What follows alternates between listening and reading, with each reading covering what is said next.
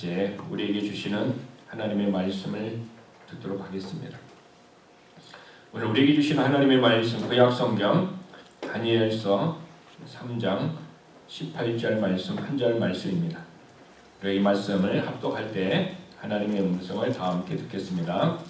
그렇게 하지 아니할지라도 왕이여 우리가 왕의 신들을 섬기지도 아니하고 왕이 세우신 금 신상에게 절하지도 아니할 줄을 아옵소서. 아멘. 저는 오늘 그렇게 되지 않을지라도 라는 제목으로 하나님의 말씀을 함께 나누겠습니다. 성경에는 하나님의 사람들에게 믿음의 분량이 있다고 얘기합니다. 믿음의 분량이 같을 수도 있지만 각각 다르다라고 성경은 얘기하고 있습니다. 그래서 하나님께서는 성도들에게 믿음의 분량을 각각 다르게 주시고 그리고 믿음의 분량대로 우리의 삶이 믿음으로 살기를 원하고 계십니다. 그래서 로마서 12장 3절에 보면은 내게 주신 은혜로 말미암아 너희 각 사람에게 말하노니 마땅히 생각할 그 이상의 생각을 품지 말고 오직 하나님께서 각 사람에게 나누어 주시는 믿음의 분량대로 지혜롭게 생각하라 이렇게 얘기하고 있습니다. 그러므로 어떤 사람의 믿음의 분량이 크다든가 어떤 사람의 믿음의 분량이 작다든가 이럴 수도 있지만 진짜 믿음의 분량이라는 의미는 하나님 우리에게 주신 할당된 양이 따로 있다라는 사실인 것입니다. 그러니까 하나님께서 우리의 삶을 보시고 적절하게 나누어 주신 몫이 있다라는 것입니다. 그러므로 우리는 내게 주신 믿음의 분량에 따라 하나님을 예배하고 믿음의 분량에 따라 우리가 신앙생활하며 믿음의 분량에 따라 하나님의 일을 하게 되는 것입니다. 그러므로 믿음은 내가 어떤 노력해서 만들어지고 내가 노력해서 어떤 성과를 쌓는 것이 아니라 하나님께서 내 사명과 내 형편에 맞춰서 측량해서 선물로 주신다라는 사실인 것입니다. 그러므로 우리가 가정에서나 또 사회에서나 교회에서 어떤 일을 할 때 우리에게 주신 은사적인 그릇이 있습니다. 어떤 사람은 찬양에 어떤 은사가 있고 어떤 사람은 가르치는 것이 있고 어떤 분은 봉사가 있고 어떤 분은 섬김이 있고 어떤 사람은 믿음이 있고 어떤 사람은 사랑이 있다라는 것입니다. 근데 하나님은 그 각자 맡은 역할의 크기가 각각 다르게 줍니다. 그것을 성경은 비유하기를 사람의 몸에 비유를 했습니다. 어떤 사람은 손가락과 같은 그런 역할을 하는 사람이 있습니다. 어떤 사람은요 심장과 같은 일을 할 수 있는 사람이 있습니다. 또 어떤 사람은 어떻게 합니까? 머리와 같이 어떤 일을 할 수 있는 각각 다르게 역할을 주셨다라는 것입니다. 그러므로 내가 손의 일이든 심장의 일이든 다리의 일이든 어떤 일이든 간에 하나님이 내게 주신 믿음의 분량을 최선을 다할 때 그것이 하나님 앞에 우리가 축복을 받게 되는 것입니다. 그러므로 여러분들이 하나님이 나에게 주신 믿음의 분량, 나에게 주신 어떤 은사적인 그릇이 무엇인가 라는 것을 깨닫고 그것을 통해서 하나님 앞에 영광을 돌릴 때에 우리의 삶이 신앙생활에 지치지 않고 또한 힘들지 않고 믿음으로 갈 수 있다는 것입니다. 이를테면 어떤 사람이 하나님이 찬양의 은사를 주시지 않았어요. 근데 성가대나 찬양단이 찬양을 하는 것을 보고 찬양을 하고 싶다고 해가지고 바로 성가대나 찬양단에 섰다고 해서 그분이 잘하는 것은 아니에요. 그가 지금 은사가 없다 할지라도 계속해서 기도하고 훈련을 하게 되면은 그는 또한 그런 은사를 하나님이 주시고 또 그것을 개발할 수 있게 되는 것입니다. 그러므로 하나님이 우리의 마음속에 주신 소원이 있다라는 거죠. 그 소원을 주시고 소원을 행하게 하신 것에 따라서 우리의 삶이 하나님 앞에 믿음으로 나가게 되는 것입니다. 그래서 오늘 본문에 나오는 그런 주인공은 바로 사드락과 메삭과 아벳느고인데 이 사람들에게 주신 하나님의 믿음의 분량이 있습니다. 그 믿음의 분량은 어떤 믿음입니까? 그들은 순교할 수 있는 믿음의 분량을 주셨는데 그 믿음의 분량 안에서 그들은 정직하게 자기의 믿음의 반응을 사람에게 보였다라는 것입니다. 중요한 것은 우리 안에 어떤 믿음의 분량이 있는데 그 믿음의 분량을 사용하기를 하나님은 환경과 어떤 상황과 어떤 위치에 우리를 놓이게 합니다. 그런데 그것을 내가 정직하게 하나님 앞에 반응하지 않고 내게 가진 믿음의 분량을 계속 감추고 안에 있다면은 2달란트나 5달란트 받은 사람은 어떻게 했습니까? 최선을 다해서 그의 삶에 열심히 했지만 1달란트 받은 사람은 어떻게 했습니까? 자기의 생각에 갇혀서 자기 안에 있는 믿음의 분량을 발휘하지 못했다라는 거죠. 믿음의 분량을 발휘하지 못했을 때에 하나님은 그를 향하여 책망하고 있습니다. 그러므로 우리에게 주신 믿음의 분량이 얼만큼 되는가 우리가 아는 것은 굉장히 중요한 것입니다. 그런데 사람들은 자기 안에 어떤 믿음의 분량이 있음에도 불구하고 그렇게 살지 못하는 사람들이 있다는 것을 우리는 압니다. 하나님이 우리에게 주신 믿음이 있는데 그 믿음에 의해 살지 않는 사람, 고의적으로, 의도적으로 내가 그렇게 살면은 시간도 손해봐야 되고 때로는 내가 마음도 헌신해야 되고 때로는 내가 어떻게 보면 물질도 손해봐야 되고 때로는 모든 것을 잃어버리는 어떤 고난과 희생 속에 나아가야 되기 때문에 우리는 내게 있는 믿음의 분량을 활용하지 않는 사람일 수가 있습니다. 그런 사람들이 어떤 사람일까요? 저는 그런 사람들을 믿음의 분량으로 살지 않는 사람들을 저는 사탄의 수준에서 신앙생활하는 사람이다 라고 말하고 싶습니다. 아니 사탄의 수준에서 신앙생활을 한다는 의미가 무엇입니까? 라고 우리가 질문할 수 있습니다. 욥기 1장 8절에서 12절에 보면은 사탄의 수준에서 신앙생활을 설명하고 있습니다. 그러면 사탄의 수준의 신앙생활은 무엇일까요? 하나님이 사탄에게 이렇게 얘기합니다. 욥의 신앙을 보라.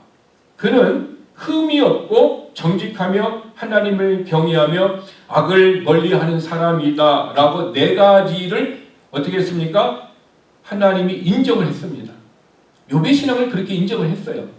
그랬더니 사탄이 하나님의 말씀을 듣고 난 다음에 이렇게 얘기를 합니다. 이것이 중요합니다. 욥이 아무것도 바라는 것이 없이 하나님을 경외하겠습니까? 즉 욥이 뭔가를 하나님 앞에 기대하고 바라고 있기 때문에 그가 그렇게 삶을 살지 않겠습니까? 이렇게 얘기합니다. 또 하나님이 그에게 모든 것을 축복해 주시고 하는 일에 복을 주셔서 그가 소유가 커지지 않았습니까? 그 축복을 받았기 때문에 그가 하나님을 섬기고 있지 않습니까? 라고 욥의 신앙에 대해서 사탄이 하나님 앞에 지금 고소하고 있는 거예요. 그래서 사탄이 하나님 앞에 얘기하기를 욥에게 모든 것을 빼앗아 보세요. 그러면은 욥은 어떻게 해요? 하나님을 저주하고 떠나갈 것입니다. 이렇게 얘기했습니다. 우리는 사탄이 욥에 대해서 하나님께 하신 이 말에서 사탄의 수준을 이해할 수가 있습니다. 사탄의 수준은 어떤 수준입니까? 하나님이 복을 주시면 신앙생활 열심히 하고 복을 주지 않으면 신앙생활 열심히 하지 않는다. 이것이 사탄이 욥에 대해서 하나님 앞에 얘기했는데 지금 사탄은 자기의 생각을 벗어나고 있지 못하다라는 것입니다. 그러니까 사탄 수준에서 신앙생활을 하는 사람들은 하나님이 복을 주면 하나님을 잘 섬기고 하나님 주신 축복 때문에 헌신도 하고 봉사도 하지만 그러나 하나님이 복 주시지 않으면 나는 신앙생활을 잘하지 않는다. 이 수준이 사탄의 수준의 신앙생활이라는 거예요.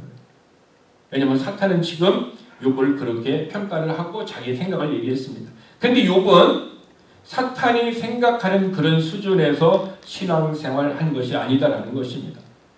그래서 사탄이 하나님 허락하에 시험에서 그가 몸에 병도 들고 자식들도 죽고 아내도 저주하고 떠나가고 이런 일들이 다 있어도 어떻게 했습니까?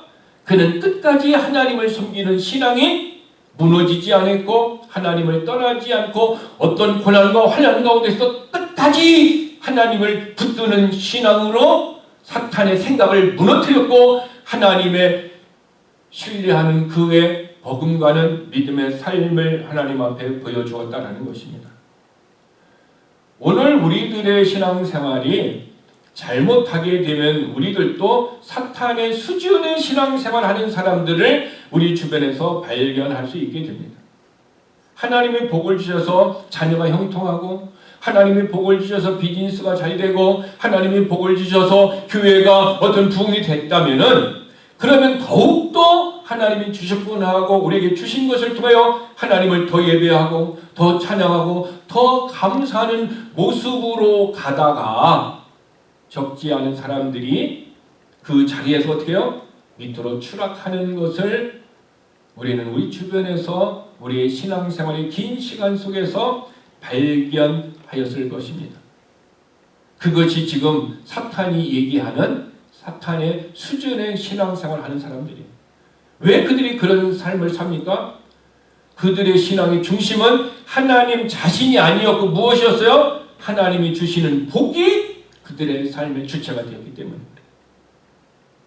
하나님 내게 복을 주시지 않아도, 복을 주셔도 하나님 자신을 기뻐하며 하나님 자신이 우리의 신앙생활의 중심이 되면 어떻게 합니까? 내가 연약한 가운데 있어도 하나님은 나를 세우실 것이다. 내가 좌절 가운데 있어도 하나님은 나를 다시 회복시킬 것이다.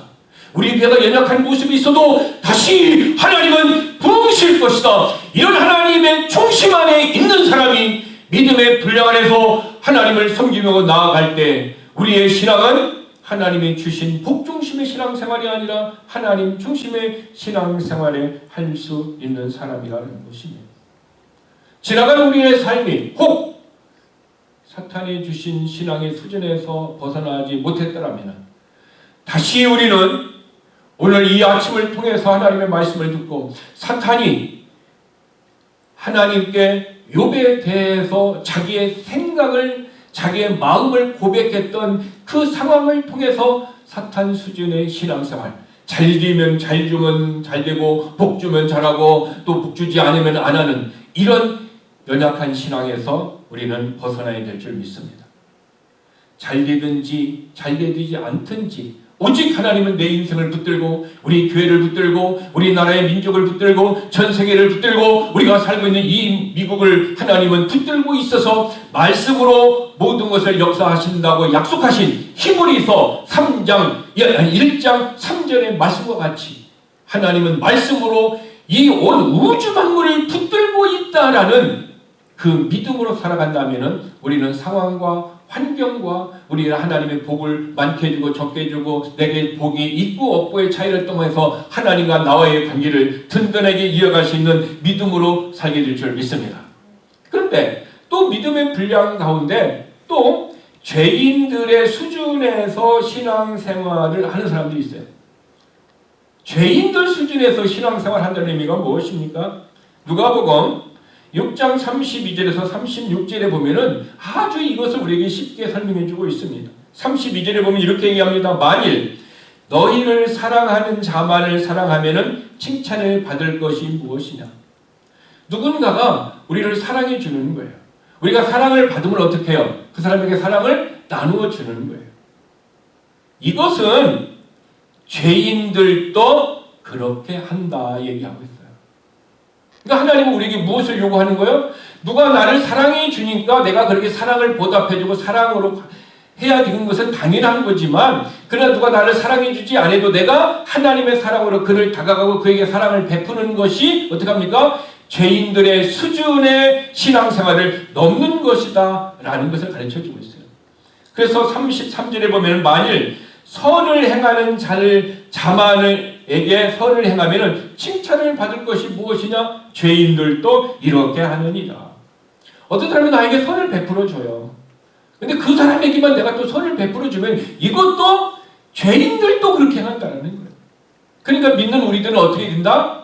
누가 나에게 선을 행하지 않아도 내가 그에게 선을 행하는 것이 죄인들의 수준의 신앙생활을 넘는 것이다 라는 거죠. 우리는 이런 얘기를 합니다. give and take. 이것은 세상적인 용어예요. 세상적인 리더십이에요. 그가 내게 준 만큼 나는 그에게 준다라는 거죠. 만약에 그것이 성경적이라면은 하나님이 give and take를 한다고 생각해 봅시다. 내가 드린 만큼 하나님이 내게 준다면 11조를 많이 드리면 하나님이 내가 돈을 많이 주고 내가 봉사를 많이 하면 하나님 그만큼 많이 줍니까? 그렇지 않습니다. 하나님은 즉 하나님의 수준에서 신앙생활을 한다는 것은 누가 선을 베풀지 않아도 선을 베푸는 사람에게 행하듯 내가 선을 베풀지 않는 사람에게도 선을 행하는 것, 이것이 진정한 어떻게 합니까? 믿는 사람 수준의 신앙생활이다라는 거죠. 근데 가만히 보면은 우리의 신앙생활이 이런 죄인들 수준의 신앙생활, 죄인들도 그렇게 하는 신앙생활에서 벗어나지 못하고 여전히 연약한 신앙생활 가운데 살아가는 사람들이 있습니다. 그러면은 죄인들의 신앙생활의 수준을 넘는다라는 것은 어떻게 넘는 것입니까? 35절에 보니까 성경은 아무것도 바라지 말고 꾸어주라. 누군가에게 기대하지 말고 내가 한 사람에게 어떻게 꾸어주고 사랑으로 그를 갚으라는 거예요. 근데 우리는 이게 있어요. 네가 나한테 이렇게 줬으니까 가지고 있다가 내가 그것을 돌려줘. 되게 그것이 우리의 문화 속에 충만히 있는데 그것이 되게 결혼식을 한다든가 뭐 특별한 잔치가 있으면 어떻게 해요? 기브 앤 테이크예요. 힘들고 어려울 때 상부상조해서 이렇게 도와주고 어떤 일을 치르도록 해줍니다. 그러면 내가 힘들고 어려울 때 그가 어떻게 해요? 또 나를 도와줘서 그걸 하는, 이건 상부상조가 굉장히 좋은데, 근데 거기에 어떤 마음이 있어요? 네가 나한테 100불을 했으니까 나도 100불을 넘지 않으려는 마음.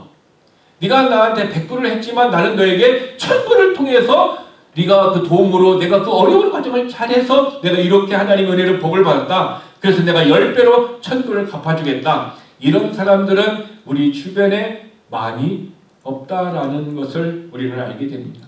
그런데 성경은 크리스찬은 그런 삶을 살아야 된다라고 얘기합니다.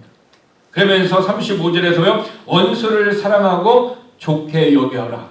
그들에게 나를 힘들게 하는 그 원수까지도 너희가 크리스찬 어떻게 합니까? 좋게 여기고 선을 베풀어야 된다. 그렇게 할 때 그러면 너희가 하나님에게 상을 받을 것이다 얘기하고 있습니다. 자, 그러면은 우리는 사탄 수준의 신앙생활 또는 죄인 수준의 신앙생활을 우리가 안다면은 어떻게 우리는 이 신앙생활을 넘을 수가 있습니까? 그러면은 이렇게 신앙 수준을 넘었던 사람들이 과연 또한 성경에 있습니까? 라는 우리는 의문을 가질 필요가 있습니다.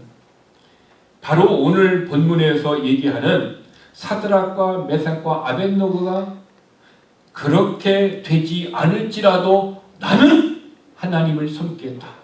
나는 오직 하나님만을 위하여 나의 믿음을 지키겠다. 이것이 뭡니까? 상황에 상관없이 어떤 일에 상관없이 자기의 신앙의 믿음을 갖고 가는 것입니다.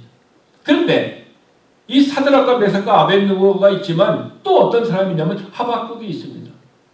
하박국 선지자는 하박국 3장 17절에서 이렇게 얘기합니다. 비록 무화과 나무가 무성치 못하며 포도나무의 열매가 없으며 감람나무의 소출이 없으며 밭에 먹을 것이 없으며 우리의 양이 없으며 외양간의 소가 없을지라도 나는 여호와로 말미암아 즐거워하며 나의 구원의 하나님으로 말미암아 기뻐하리라.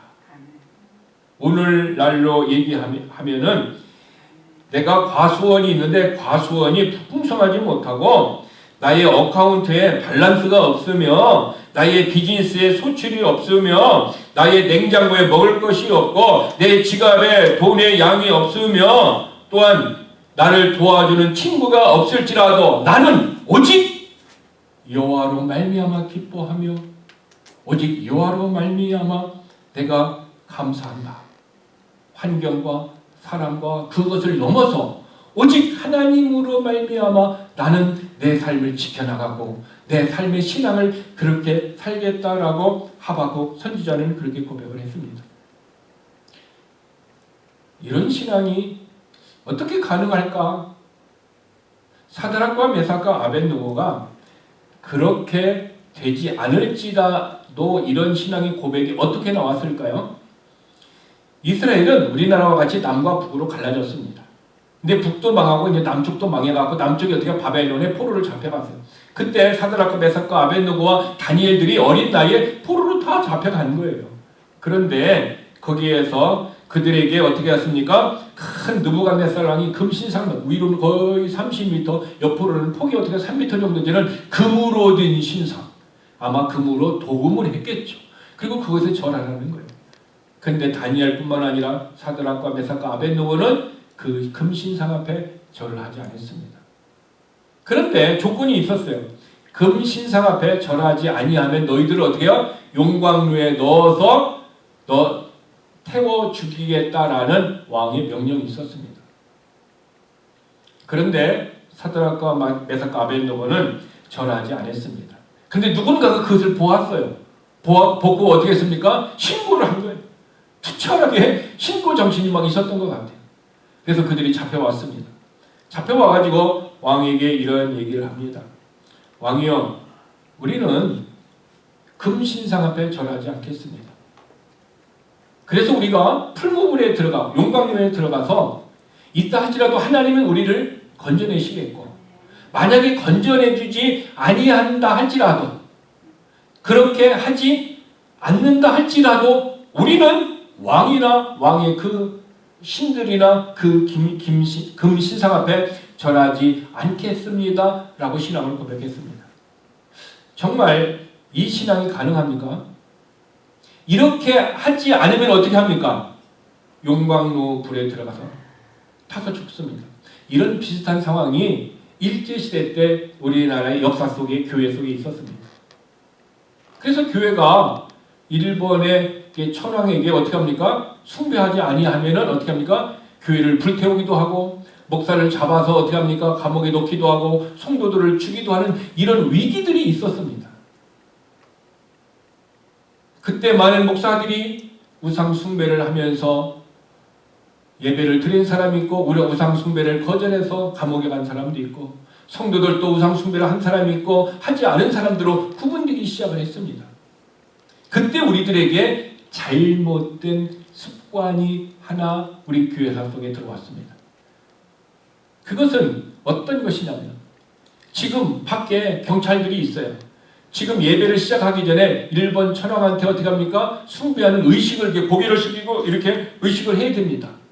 근데 그것을 하는지 안 하는지 보는 거죠. 보고 안 하면 어떻게 합니까? 제 앞리에 있는 그 교회에서는 아예 교회 문을 이렇게 잠궈가지고 불에 타가지고 성도들이 죽는 그런 상황까지 갔어요.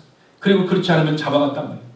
그때 한국에서 목회자들이 생긴 것이 뭐냐면은, 우리가 천황에게 우리가 절은 하지 않고 천황을 숭배하지 않지만 밖에 있는 사람들을 속이기 위해서 우리 다 같이 고개를 숙여 묵도하심으로 예배를 시작하겠습니다. 이 멘트를 목사님이 하면 다들 어떻게 해요?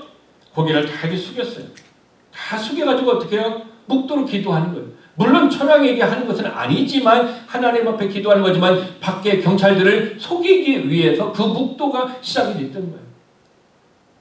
그래서 그 이후로 제가 어렸을 때도 항상 어떻게 합니까? 그 습관이 역사 속으로 내려와서 우리 다 함께 고개를 숙여 묵도함으로 예배를 시작하겠습니다 하고 땡 하고서 어떻게 합니까? 예배를 시작했던 그 경험들이 제 인생 가운데도 있었습니다.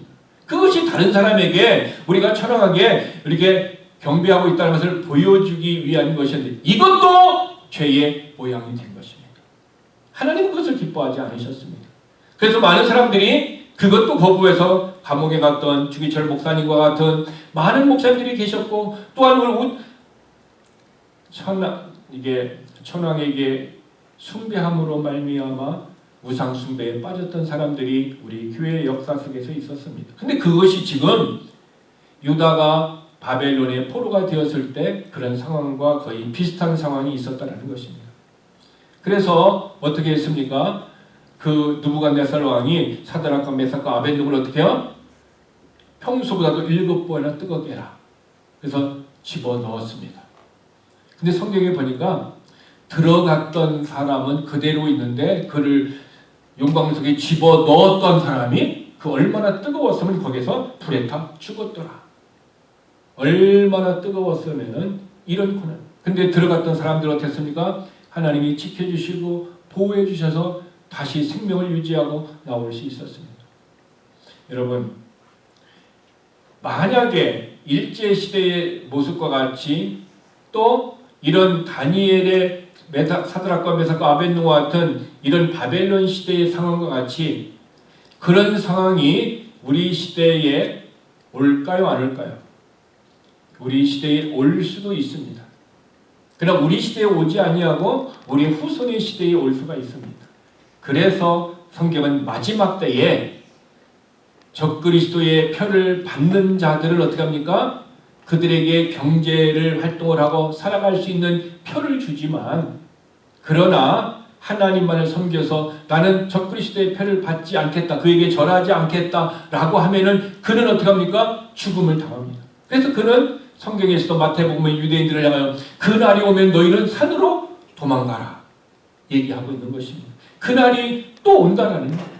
만약에 우리들이 살아있는 시대에 그런 상황이 온다면은 우리는 어떻게 할 수 있을까요? 여러분 어떻게 할 것 같습니까? 차라리 내가 표를 받지 않고 내가 목이 잘려서 순교를 당하여도 나는 믿음을 지킬 것이다 하는 사드락과 메삭과 아벳노고의 참신앙을 발견할 수도 있고, 아니면은 목숨이 하나밖에 없는데 일단 먹고 사는 게 문제지 하고 내가 그게 경배하고 나중에 어떻게 되더라도 내가 타협을 해야지 하는 사람들도 반드시 나타날 것입니다. 그러면 그들의 차이는 무엇일까요? 왜 누구는 거부하고 생명을 끊고 누구는 거부하지 않고 생명을 연장하기 위해 타협을 할까요? 무엇이 그들의 삶을 이렇게 두 가지로 나누어 놓을 수 있습니까? 그것은 그들 안에 있는 믿음의 차이라는 거예요. 정말 사드락과 메삭과 아벳노고와 같이 하나님께서 풀무 가운데서 능히 건져주시겠다라는 믿음이 있는 사람은 생명을 두려워하지 않고 하나님의 말씀을 따라서 나가게 되는 담대함이 있게 되는 것입니다. 그러나 하나님이 건져주신다라는 이런 믿음이 없는 사람은 하나님이 건져주실 수도 있고 안 건져주실 수도 있기 때문에 아마 지금 내가 좀 지혜롭게 해야 되지 않겠어 하며 세상의 방법을, 적그리스도의 방법을 따라갈 가능성이 있다라는 것입니다. 그러면 사드락과 메삭과 아벳노고나 다니엘이나 마지막 시대에 때 이런 일들이 일어난다면은 우리들의 삶에 무엇이 요구됩니까? 내 인생을 책임지고 나의 모든 것을 완성시키는 하나님의 주권과 그 믿음의 절대적인 믿음을 가져야 될 줄 믿습니다. 하나님은 내가 풀무 가운데 들어가도 건져내시겠다라는 사드락과 메삭과 아벳 하나님의 절대적인 주권과 하나님의 그 능력을 믿었기 때문에 가능하다라는 것입니다. 오늘 우리들에게도 그런 믿음이 있다면은 우리들도 어떻게 합니까?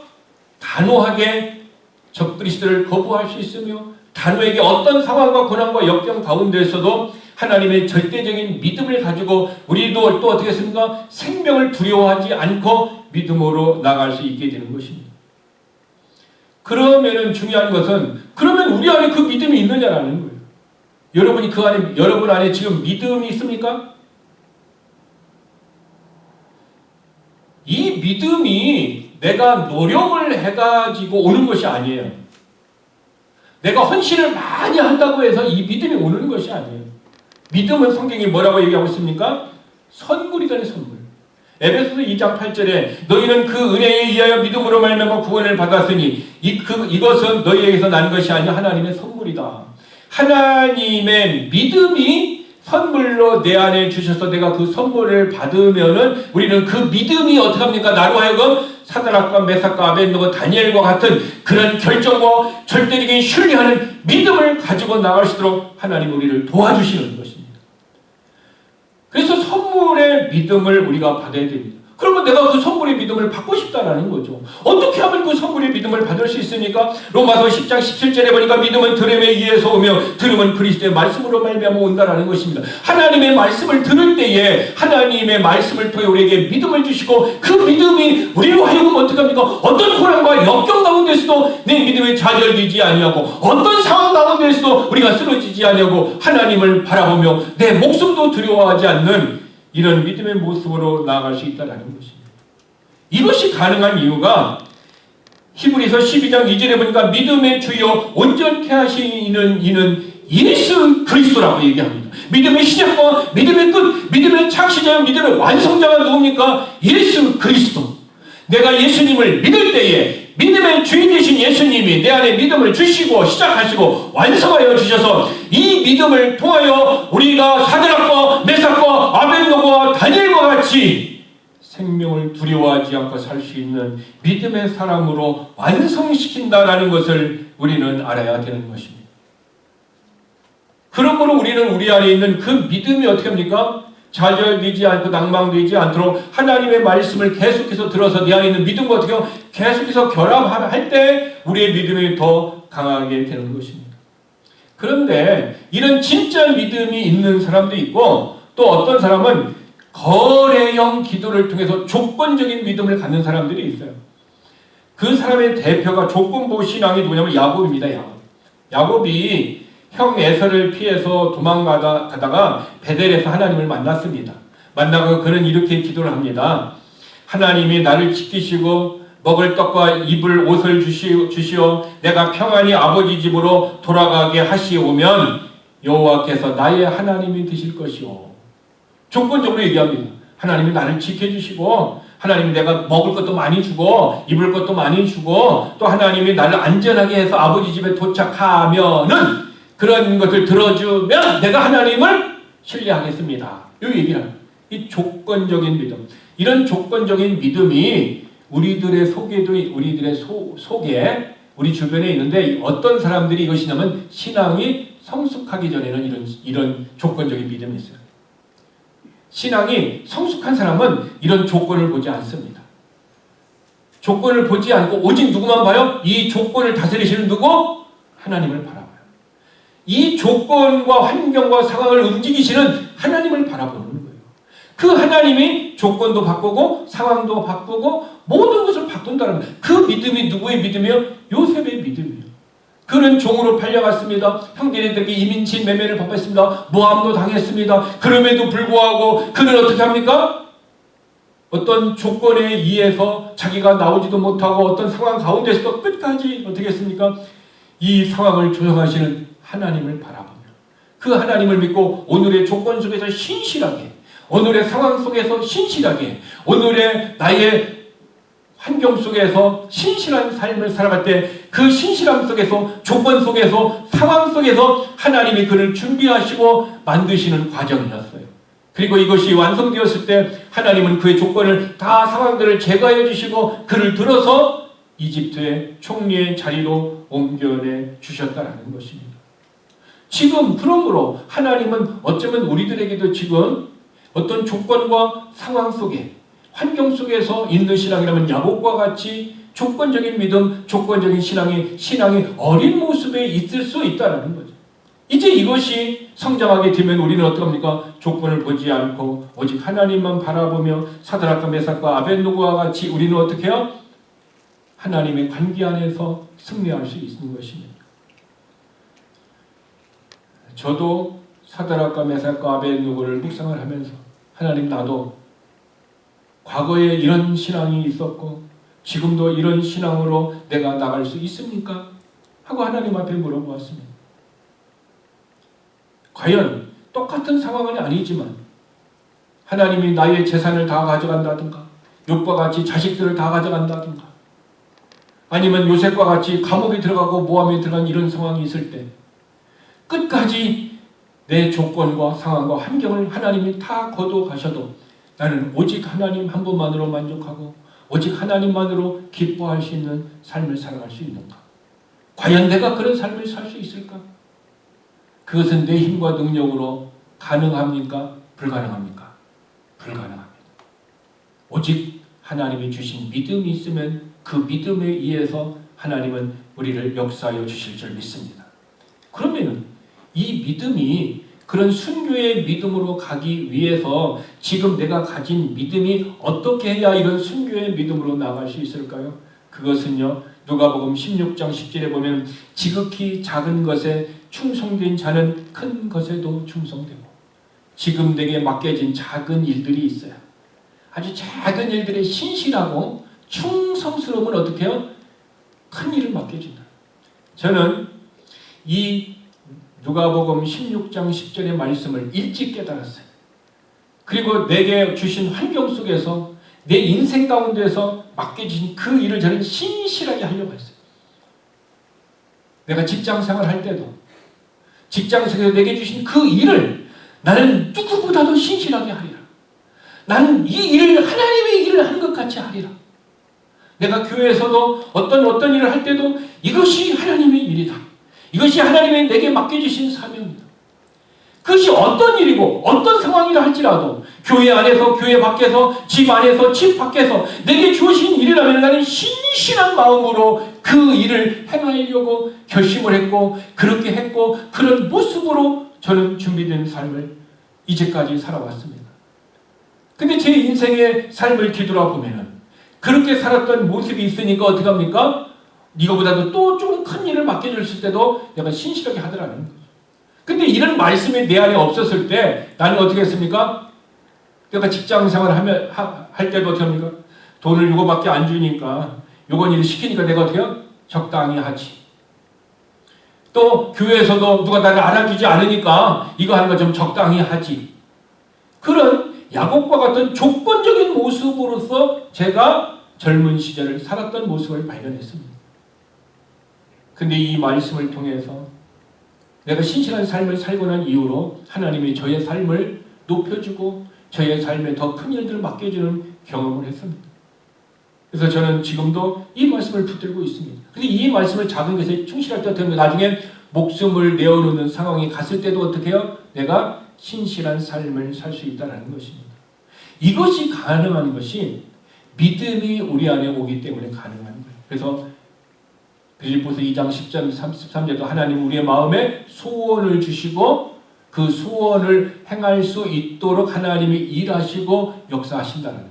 근데 내 마음에 주신 소원이 있어요. 여러분에게 주시는 하나님의 소원이 있다는 거예요. 그 소원을 여러분들이 열심히 행하면은 그 일을 통해서 하나님은 우리의 신실함을 받으시고 그리고 어떻게 합니까? 하나님은 그 일을 통해서 우리에게 열매를 주시는 것입니다. 그런데 이런 사드락과 메삭과 아벳느고의 이런 신앙이 가기 위해서 하나님은 고난의 용광로를 통해서 우리를 어떻게 합니까? 연단을 시킨다는 것입니다. 그 연단이 고통스럽고 힘들고 그 연단에서 빨리 빠져나가고 싶지만 그 연단이 우리에게 소망을 주고 그 연단이 우리를 어떻게 합니까? 그런 믿음의 삶을 살도록 도와주시는 것입니다. 그래서 로마서 5장 3절에서 4절에 보면 다만 이뿐 아니라 우리가 환난 중에서도 즐거워하나니 이는 환난은 인내는 연단은 소망을 이루는 줄을 알미노라. 그러므로 우리가 어떤 환난과 고통이 왔을 때 우리가 이것을 인내할 때 그 인내를 통해서 우리는 연단이 지어지는 연단이 뭐예요? 순결하게 된다는 거예요. 깨끗하게 순금같이 된다는 거죠. 그때 우리에게 뭡니까? 소망을 이루어 준다는 거죠. 결국 고통이 우리의 소망의 모습으로 우리를 인도해 주시는 툴이라는 거죠. 바로 이런 것들이 하나님께서 우리가 사드락과 메삭과 아벳느고의 신앙의 모습으로 아니 하박국의 신앙의 모습으로 갈 수 있도록 우리에게 믿음을 주시고 그 믿음으로 말미암아 살아가도록 성령님이 우리를 계속 어떻게 합니까? 역사해 주시는 거예요.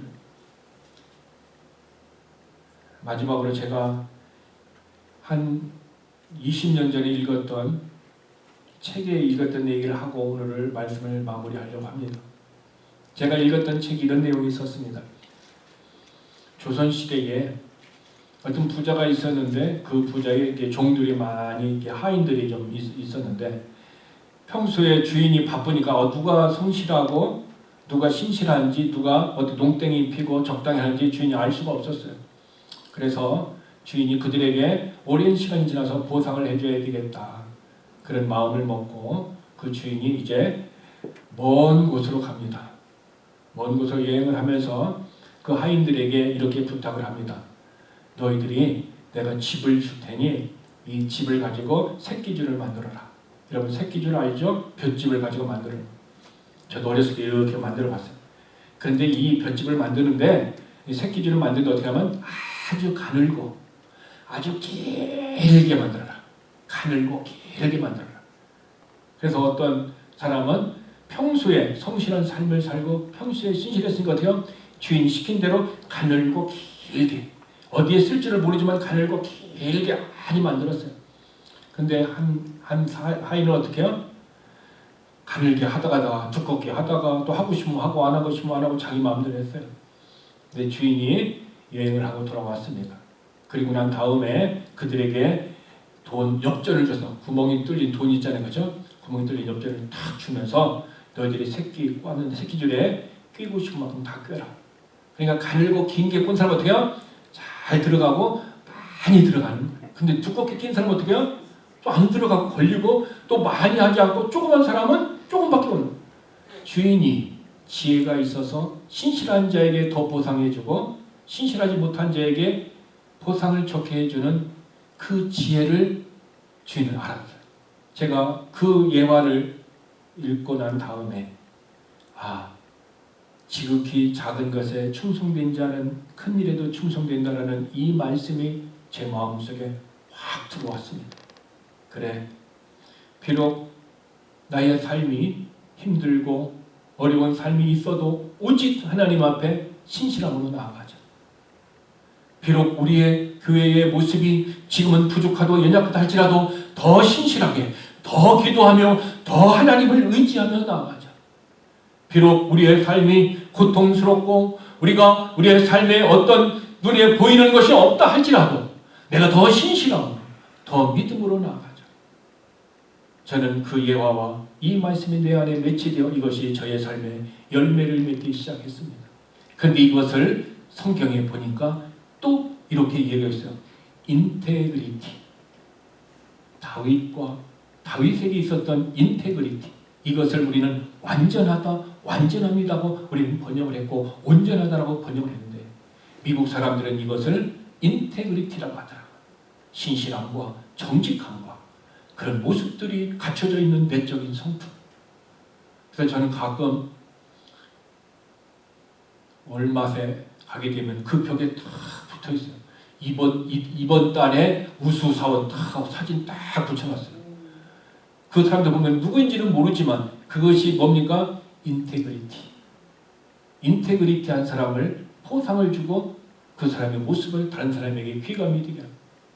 내가 인생을 마친 다음에 우리가 지금은 연약한 모습 가운데 있는 것 같지만 우리가 이 속에서 신실한 가운데 우리의 가정과 우리의 교회에서 정말 하나님 앞에 정직함과 성실함과 신실함으로 살아간다면 우리는 하나님 앞에 섰을 때 부끄럽지 않고 착하고 충성된 종이다 라는 우리의 인생의 졸업장을 받을 뿐만 아니라 큰 일도 맡겨서 우리의 삶이 부끄럽지 않도록 하나님께서 우리를 칭찬하여 주실 줄 믿습니다. 비록 우리의 삶이 연약하고 부족하고 내가 원하는 대로 그렇게 되지 아니한다 할지라도 오직 하나님만 믿고 하나님만 의지하고 믿음으로 달려감으로 말미암아 우리의 남은 인생을 오직 예수 그리스도로 말미암아 성령의 능력으로 말미암아 승리할 수 있는 우리의 모든 삶이 되기를 주님의 이름으로 축복합니다. 이 시간 우리 다 함께 하나님 앞에 기도했으면 좋겠습니다. 하나님은 하나님의 말씀으로 우리를 설득합니다. 설득되어진 것을 영어로 성경으로는 faith라고 얘기하며 그것을 믿음이다라고 얘기합니다. 그러면 하나님은 항상 선하심으로 말미암아 하나님의 말씀으로 우리를 설득하는 과정입니다. 그래서 말씀을 들으면 믿음이 오고 그 믿음에 의해서 우리는 신실한 끊임없는 삶을 주님이 확인하고 계십니다. 때로는 하나님은 고난을 통해서 연단의 용광로를 우리에게 넣어주셔서 우리를 순수하게 만듭니다. 이 순수하게 만드는 이 고난의 과정을 우리가 인내해야 됩니다. 그리고 우리가 성령이 주신 능력으로 그 연단을 이겨야 합니다. 그러면 우리는 사드락과 메삭과 아벳노고와 같이 그렇게 되지 않을지라도 내가 하나님을 섬기며 하나님의 뜻대로 살아가며 하나님의 믿음의 반석 위에 있겠습니다. 이런 우리는 신앙의 고백을 할 수 있습니다. 뿐만 아니라 우리는 하박국 선지자와 같이 무성하지 못하고 열매가 없으며 소출이 없으며 먹을 것이 없으며 양이 없을지라도 우리는 오직 나의 구원의 하나님으로 말미암아 기뻐할 수 있습니다. 하나님은 그 믿음을 우리 안에 주셨습니다. 이제 그 믿음이 내 안에서 주신 말씀과 강하게 섞여져서 강하게 역사함으로 우리 남은 인생을 붙들어가는 승리의 원동력, 삶의 원동력, 삶의 축복이 되도록 하나님 도와달라고 역사해달라고 우리 다 함께 합심으로 기도하시겠습니다. 하나님, 사드락과 메삭과 아벳노고 그렇게 되지 않을지라도 이런 믿음의 고백, 신실한 고백을 가질 수 있었던 것은 하루아침에 생긴 것이 아니라 그들의 하나님의 말씀 앞에 날마다 진리로 받아들이고 그 말씀을 마음에 담고 그 말씀이 뿌리를 내렸을 때 그렇게 됐던 것을 압니다. 하나님, 그러므로 우리들도 우리에게 주어지신 지극히 작은 것은 충성된 자가 되어서 큰 것을 그 충성된 자가 될 수 있도록 오늘 우리에게 맡겨진 그 일에 최선을 다하고 신실함으로 살아가시도록 하나님 도와주시옵소서. 오늘 하나님의 성령으로 말미암아 하나님의 말씀으로 우리를 설득하여 주시고 설득되어진 말씀이 우리 안에 믿음이 되어지고 믿음으로 말미암아 우리의 삶이 좌절과 낙심이 아니라 다시 하나님 앞에 믿음으로 나아갈 수 있는 귀한 용기요 귀한 순수함과 능력이 되도록 인도하여 주시옵소서. 하나님, 우리가 과거에는 야곱과 같이 어떤 조건적인 믿음, 어떤 거래형의 기도를 통해서 연약한 신앙의 모습으로 살았더라면 이제는 거래형과 조건적인 믿음을 벗어나서 오직 하나님, 나를 구원해 주신 그 하나님, 그래서 내가 죽음이 온다 할지라도 하나님을 더 영광스럽게 생각하는 이런 올바른 판단과 이런 올바른 결정과 이런 올바른 믿음의 모습을 살아갈 수 있도록 하나님 우리를 도와주시옵소서. 우리의 남은 인생은 더욱더 주님 앞에 이런 신실함과 깨끗함과 정말 하나님 앞에 충만함으로 발견될 수 있는 그런 모든 성도가 되도록 하나님 축복하여 주시옵소서. 아버지 하나님, 오늘 교회에 나올 때에 10의 1조로 주일헌금으로 또한 감사하고 우리의 기도의 제목을 드리며 이삭과 같이 우리의 몸을 하나님 앞에 산제사로 드리며 하나님 받아주시옵소서. 심은 대로 거두게 하신다는 하나님의 약속에 따라 우리에게 물질을 충만하게 부어주시고 몸을 들여싸우니 우리의 몸에 건강을 주시고 연약한 자에게 그 연약한 몸을 강하게 세워주셔서 다시 건강함으로 주님을 섬기게 하여 주시옵시고 마음이 지쳐있고 힘들어있고 영이 눌려있는 자에게 새 힘을 주시고 위로를 주시고 소망을 주셔서 오직 하나님의 은혜로 말미암아 다시 소망 가운데 일어서게 하여 주시옵소서. 우리의 소망은 땅에 있지 않고 환경에 있지 않고 사람이 있지 않고 오직 하늘에 있고 하나님 앞에 있는 이 믿음의 결단과 이 순수한 믿음을 가지고 살아갈 수 있는 우리 모든 성도가 되도록 하나님 축복하여 주시고 역사하여 주시옵소서. 예수님의 이름으로 기도드렸습니다.